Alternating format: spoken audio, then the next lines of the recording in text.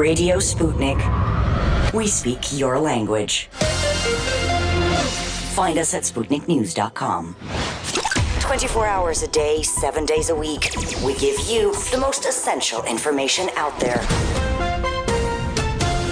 Radio Sputnik, telling the untold. George Galloway and the mother of all talk shows. Join us at the College of Knowledge, where there are no tuition fees.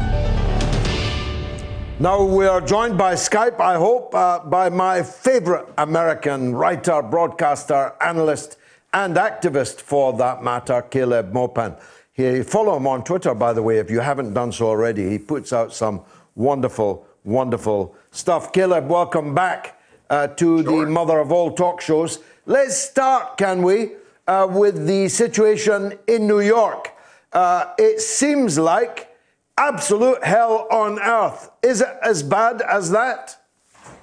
Well, I'm staying indoors. I'm talking to you from Brooklyn, which is the epicenter here in New York City of the crisis. At least 3,000 people have died already. We understand that the U.S. military is on site, that there has been tents set up in Central Park.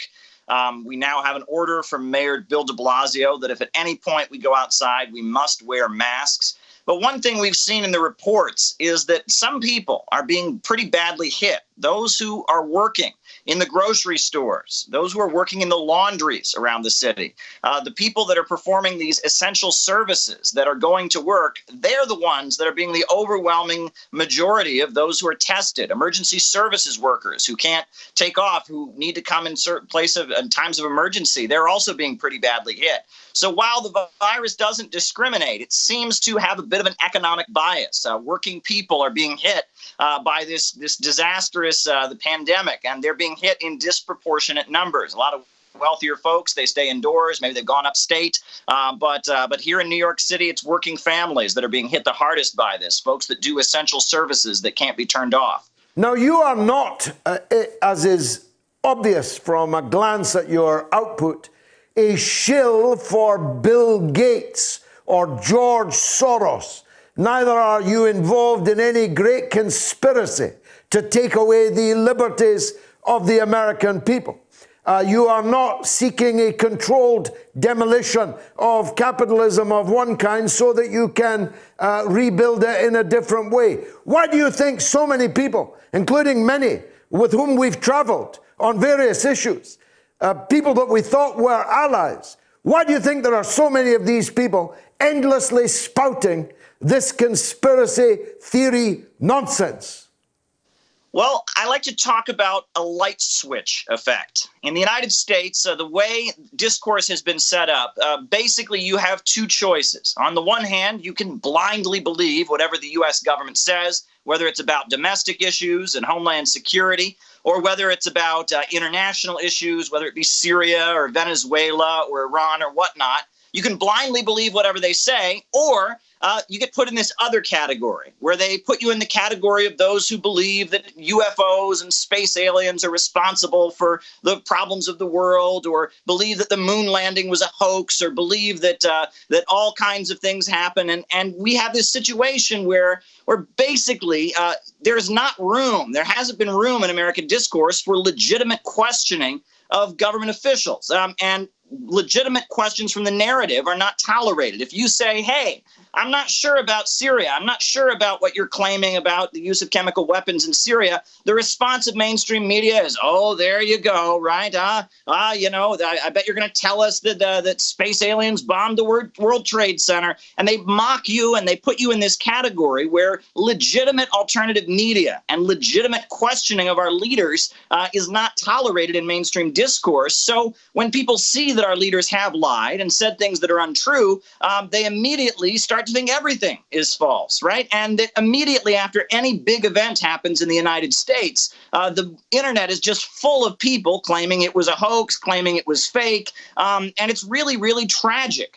We have a situation where, this is definitely real. COVID-19 is not a hoax. I'm talking to you from the epicenter of the disaster. This is a really real and serious situation. But yet all over the internet, we have these delusional people claiming it's a hoax, claiming that, oh, it's not real. This is all staged to hurt Donald Trump and all of this. This is the result of this atmosphere being created. When you don't allow people to question the narrative in a responsible way, you get a situation where people are either true blind believers in the system, or they're in this category where anything goes. And that is very, very dangerous. I would draw people's attention to Cass Sunstein. He worked in the Obama White House, and he wrote a document about conspiracy theories. And he talked about the way to defeat, quote unquote, conspiracy theories was with what he referred to as cognitive infiltration and putting out false conspiracy theories to discredit conspiracy theories. I would draw people's attention to that. And it seems like by creating an atmosphere Joseph Heller wrote it. Yeah, what's that? It sounds like Joseph Heller wrote that. Catch 22. Indeed. And they have created an atmosphere where basically questioning things legitimately, looking into whether or not our leaders are telling the truth or not, is described basically and put into the same category as lunacy. And that is so, so dangerous at a time where we should be listening to our government officials. We need true information to be out there in the middle of the pandemic. We need to be getting right information. And the fact that Trump continues to get up during this crisis and say things that afterwards we find out are inaccurate, this is a big mess. This is a big mess in terms of public relations and information in the United States, where we have a public who doesn't know what to believe, doesn't know the difference between legitimate questioning and lunacy. It's a mess. It's a complete mess in terms of media in the United States right now. Now, let me just run one of Trump's statements past you.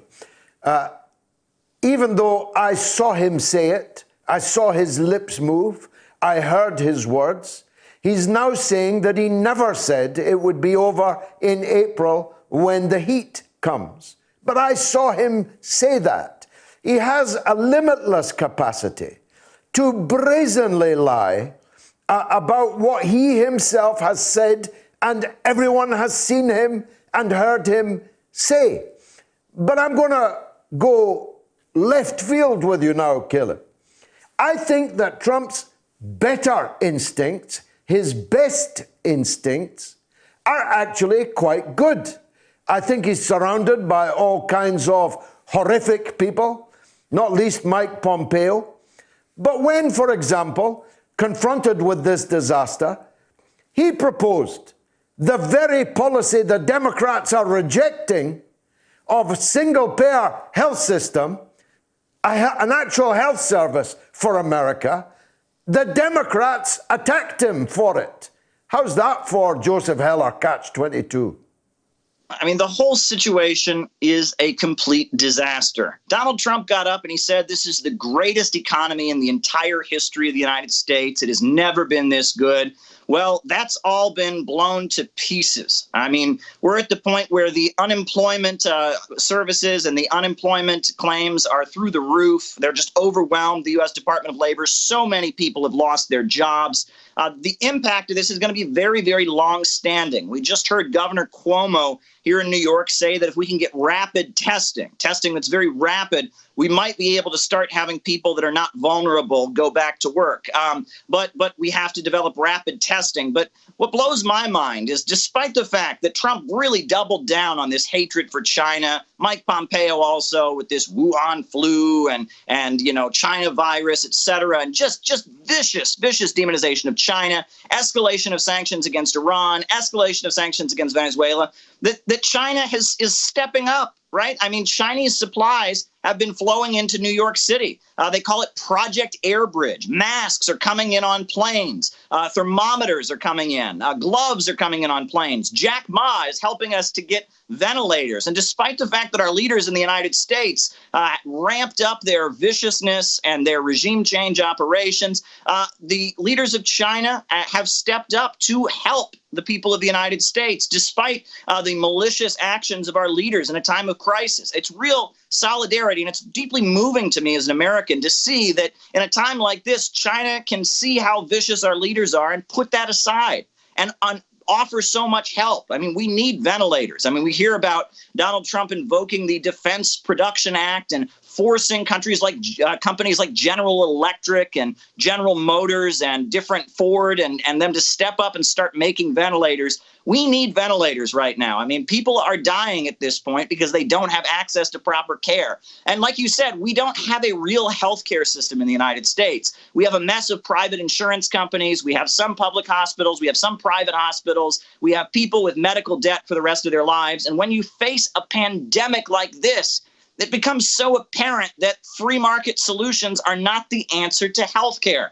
I mean, we're in this situation where the health of one is the health of all. If people are ill, they could infect their neighbors. When illness exists in your society, when you don't have health in your society, it affects everyone, whether they can afford it or not. The health of one is the health of all. And we need to be depending on each other, and we need to create some kind of healthcare safety net for Americans where people aren't afraid to go get tested because they'll get hit with a bill of thousands of dollars simply for doing the responsible thing and getting a test. I mean, this profit-based healthcare system is being completely discredited by this disaster.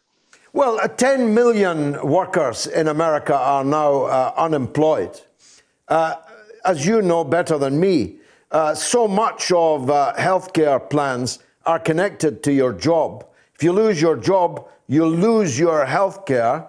There's never been a better time to institute a proper single-payer hospital health service, has there? There's never been a better time for Bernie Sanders' policy to be implemented.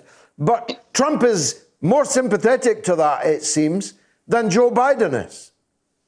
And it's very bizarre. I mean, Trump has always been a wild card, and he's always been unpredictable. We saw Joe Biden try to blame national health care and government control of health care for the disaster in Italy and try to say, oh, that's because Italy has national health care, that they're having such a hard time during the debates. That was Joe Biden's line of argument. Meanwhile, I mean, Trump is an unpredictable guy. He said some things about student debt during his 2016 campaign that certainly didn't match the conservative narrative. He's been very critical of U.S. foreign policy. However, from office, his escalations with Iran, his escalations with Venezuela, his trade war with China seem to show that he must have forgotten a lot of what he said on the campaign trail. Trump is very unpredictable. Meanwhile, you know, Bernie Sanders sits at the head of a mass movement of people in the United States that are tired of neoliberal economics and the policies that say greed is good and market solutions are always the answer. And that is the feeling among the rank and file Democratic Party.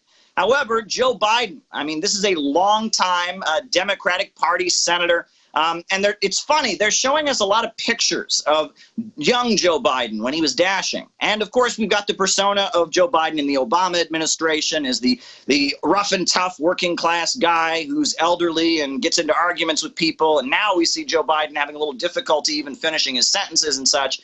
But people aren't talking about the middle-aged Joe Biden, the Joe Biden of the early 90s, the Joe Biden who loved crime bills and mass incarceration, the Joe Biden who went after Anita Hill when she talked about sexual harassment in Congress and was just vicious to her. And there is this middle-aged Joe Biden who was in there with DLC, the Democratic Leadership Council, a lot like New Labor, what you have over there, that just pushed the Democratic Party in the most right-wing, free market, neoliberal direction, working with the Clinton family, Bill and Hillary, to push the Democratic Party into a lock-em-up, wage wars, privatize things, cut social spending mode. And that's really how Joe Biden became Joe Biden. He was a centrist. He waged war on progressives in the Democratic Party. He is not what gets people to the polls. He's not what average Americans are excited to go out and vote for. He is run-of-the-mill. So it's quite a situation. Now, we have seen Joe Biden speak up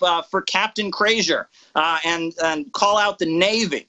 For the fact that the U.S. Navy, relieved of command this captain. This man who blew the whistle on the suffering of his own sailors under the pandemic. Indeed. And so Joe Biden has stepped up. He said it was nearly criminal, the fact that they took out this Navy captain. So he is speaking out on that. interesting, he would know something about people getting kicked out of the Navy because his son, Hunter Biden, got kicked out of the Navy for using cocaine. So he knows he might have some longstanding criticism of the naval disciplinary policies. But regardless, there's a lot of unrest beneath the surface. People are staying inside right now. Governor Cuomo is telling us that the deaths have slightly declined, so this is slightly a good sign. Perhaps this is the beginning of getting over the hill. But people are very, very nervous. People are very nervous to go outside. People are very, very afraid of how long this could take. People are indoors. It's a lot of things here in New York City are not going well. Immigrant communities have been very, very badly hit. We hear stories of people being turned away from the emergency room because they're undocumented immigrants. It's very scary. And throughout the country, gun sales are going through the roof. People are buying guns. And I will add that the rich of the world, the richest of the rich, not just in the United States, but over in the UK and elsewhere, are buying up precious metals like you wouldn't believe. Gold is selling like crazy. Silver is selling like crazy. And the precious metal markets, there's a huge, huge demand for precious metals right now. So all of this is a very, very bad sign. We got guns selling through the roof. We got precious metals. Jeff Bezos is doing well because everyone's at their home and they're having to order from Amazon. They can't go out. Weird situation here, bad economy, bad fallout. People are worried about what's happening next. Now, finally, and I'm grateful for your time as always, Caleb, as you describe it, it sounds almost a revolutionary situation. If the United States very soon will have more people unemployed than it did in the Great Depression of the 1930s, and it has millions and millions of people with guns, it has racial stratification in a way that is much more marked than in the 1930s. That's a very dangerous state of affairs. What's your theory as to where all this is headed? Well, when someone is very inexperienced and doesn't know what they're doing, they will often make one mistake. And then when they realize it, they will overcorrect and make the opposite mistake. It's a very common pattern when people don't know what they're doing. And there should have been a crackdown from day one. They should have immediately closed bars and restaurants. They should have immediately, had the city locked down. They didn't do it. There was a lot of lax enforcement. And my fear is that as things continue to get worse, if this continues to escalate, we'll see the opposite mistake. And there will be some kind of martial law that's very extreme and goes too far in the other direction. And a lot of people get hurt and a lot of liberties are taken away. And I fear it could go way too far in an authoritarian direction because the potential for unrest is massive. We've seen burglaries on the rise here in New York City, a big increase in people breaking into these unopened businesses and taking things. That's been happening in Florida and elsewhere. There's the potential for things to really spin out of control. And my fear is that if it looks like that could happen, we could get a crackdown that's far scarier than anything we anticipate from our officials in fear of things getting further out of control. Is there a possibility the November presidential election won't happen? It's possible. There's no constitutional mechanism for canceling the elections. Now, the Democratic National Convention has already been moved up a month. The Republican convention we don't know about, but it's very, very possible that some kind of national security situation could be declared. It's very possible things could get really, really intense here. But I don't know how that would be carried out. The U.S. Constitution does not create a provision. You have to have a presidential election every 4 years. So I don't know how that would work under the Constitution. Caleb Maupin, as always, deeply grateful to you. Thanks for joining us on the mother of all talk shows.